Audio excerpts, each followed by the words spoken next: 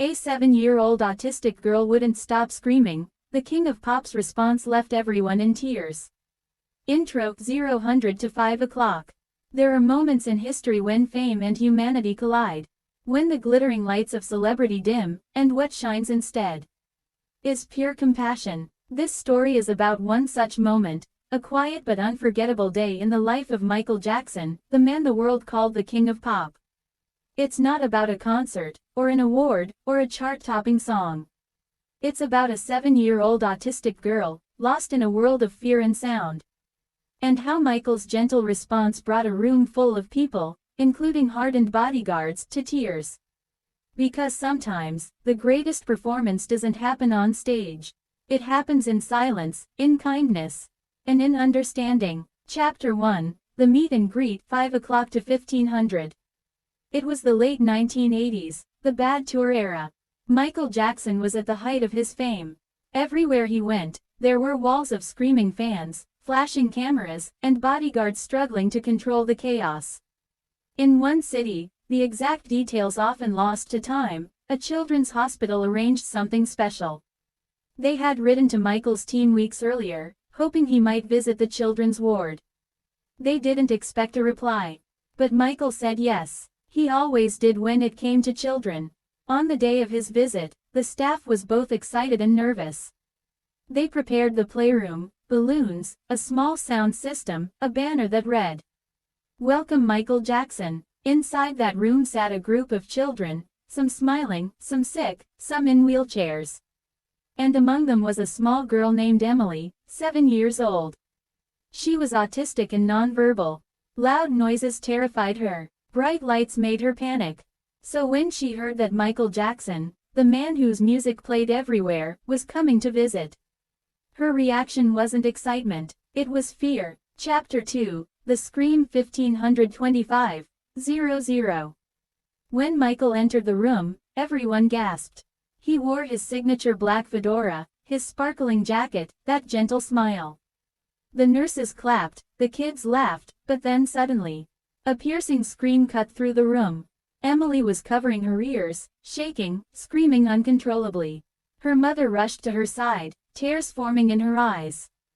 "Please, I'm sorry," she whispered. "She doesn't mean to." But Michael raised his hand softly. He said, "It's okay." The room went silent, except for the child's cries. The cameras stopped. Even the bodyguards froze, waiting to see what he would do. Chapter 3, Michael's Reaction 25-0035-00. Michael didn't move closer. He didn't try to hug her or touch her. He simply sat down on the floor, right where he was, a few feet away. Then, quietly, he began to hum. It wasn't one of his big hits.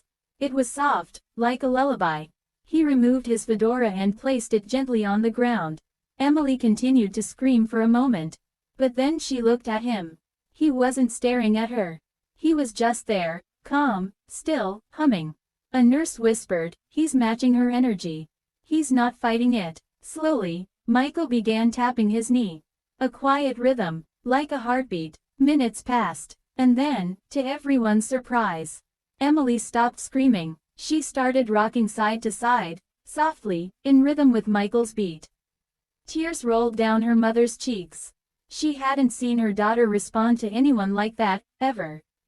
Chapter 4, Connection Beyond Words 35-0045-00. Michael slowly crawled a little closer, not enough to scare her, just enough to be seen clearly. He whispered, "Hi, sweetheart."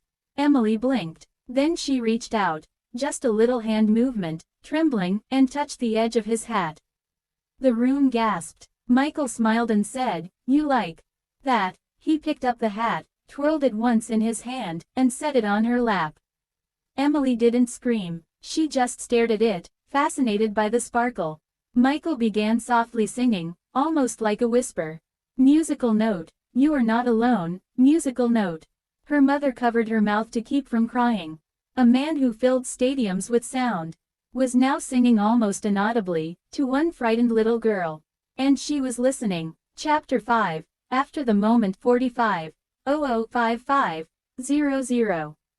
When it was time for him to leave, Michael didn't make a show of it. He quietly told the mother, "She's perfect just the way she is. Don't ever try to change her light."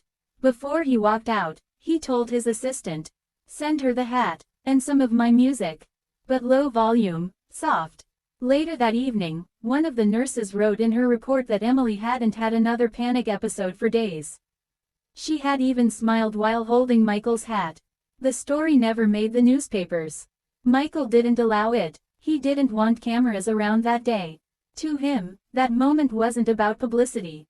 It was about connection, a silent understanding between two souls who spoke different languages but felt the same heartbeat. Chapter 6, The Legacy of Kindness 55-00-65-00. Years later, Emily's mother would write a letter, long after Michael had passed. She said, "Greater than, my daughter never forgot that day. She still keeps his hat in her room. She listens to, 'You Are Not Alone,' every night before bed." People said he was strange, but to me, he was the only one who truly saw my child. And that's what defined Michael Jackson, beyond the fame, the controversy, and the myth. He understood pain. He saw the lonely, the misunderstood, and the broken. And he met them where they were, not as a superstar, but as a human being. The King of Pop didn't just sing about love.